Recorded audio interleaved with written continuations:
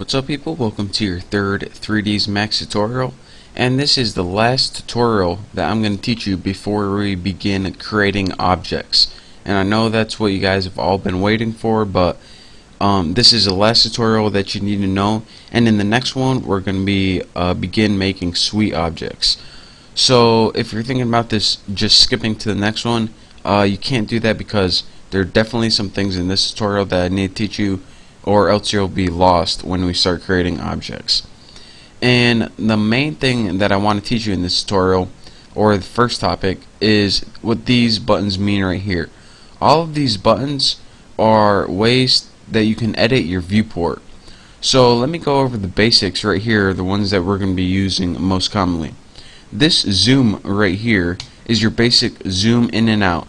If you go ahead and drag, you can zoom in and out, just like that. Now aside from that, you also got this little button right here, and this is the zoom extends.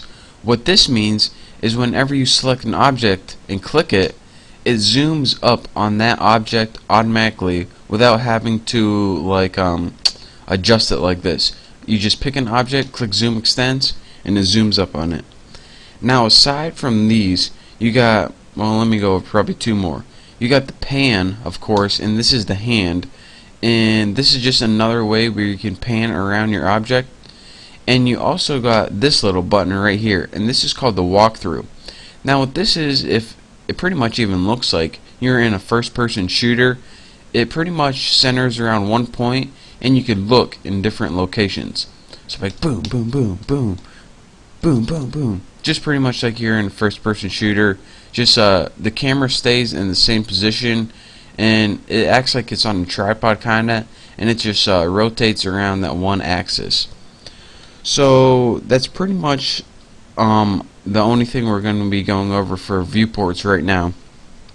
Aside from that, aside from like the angles and stuff, I just want to let you know that you're not stuck with these 4 custom sizes or preset sizes.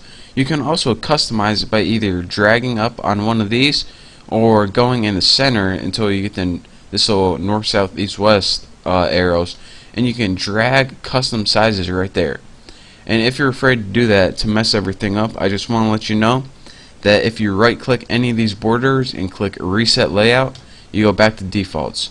So you can go ahead and play around with that, and anytime you want to get back, just right click it and press reset layout. So the last thing I'm going to be going over is the basic application buttons. And again, this application button is where pretty much a file button should be, but they changed it to a button instead.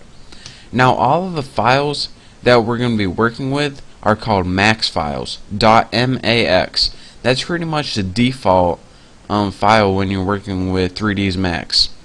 Now in order to start a new application, brand new, you go to file button or the application button and click a new, and then go ahead and it says the scene has been modified. Do you want to save your changes? Well, I don't want to save that teapot for anything, so I'm going to click no. So now we go and we got a new file. But sometimes if your interface is like last time, giving you a new file does not give you a new interface.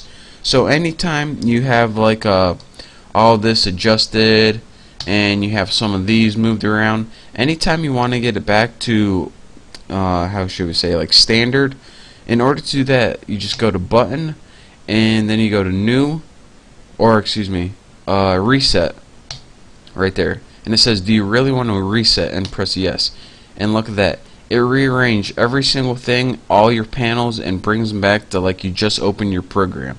So again, a new pretty much just gives you a new file, but reset, it makes the interface change back to standard interface. So that's why those two are separate, and yes, they do actually do two different things.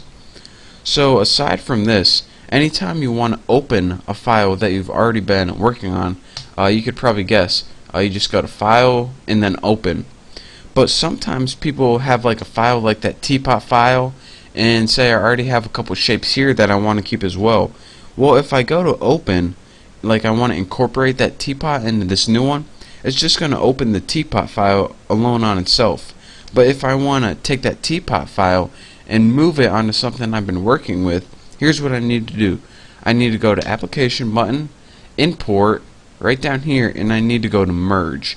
And what merge is going to do is bring those objects from another file into the current file.